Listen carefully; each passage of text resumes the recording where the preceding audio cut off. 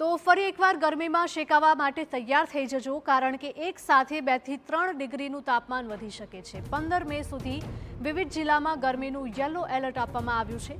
હવામાન વિભાગે કાળઝાળ ગરમીની આગાહી આપી છે। સૌરાષ્ટ્ર, અમદાવાદ, ગાંધીનગરમાં હીટવેવની આગાહી આપવામાં આવી છે।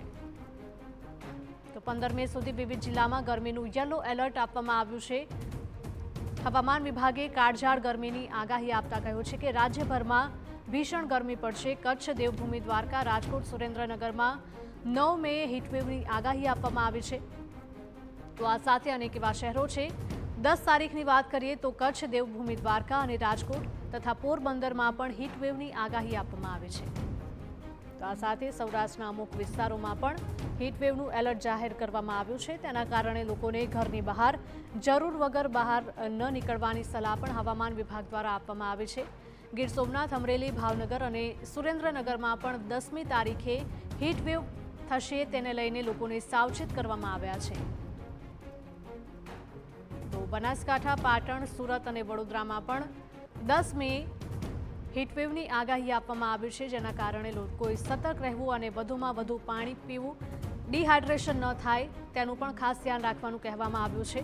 કચ્છ, દેવભૂમિ દ્વારકા, પોરબંદર અને રાજકોટમાં પણ 11મી મે હીટવેવની આગાહી આપવામાં આવી છે। એટલે કે સૌરાષ્ટ્રના અમુક વિસ્તારો છે કે જ્યાં 4 થી 5 દિવસ સુધી હીટવેવનો અનુભવ થઈ શકે છે। એટલે સૌરાષ્ટ્રવાસીઓને ખાસ સાવચેતી રાખવાની સલાહ આપવામાં આવી છે।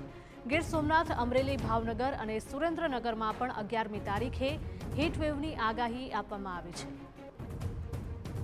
2 થી 3 ડિગ્રી એક સાથે તાપમાન વધી શકે છે અને તેના કારણે ગરમીનો વધુ પડતો અહેસાસ થશે।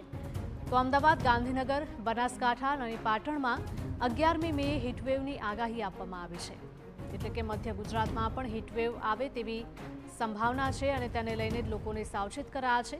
તો આણંદ, સુરત, વડોદરા એટલે કે દક્ષિણ ગુજરાતના જેટલા ભાગો છે ત્યાં પણ 11મી તારીખે હીટવેવનો અનુભવ થઈ શકે છે।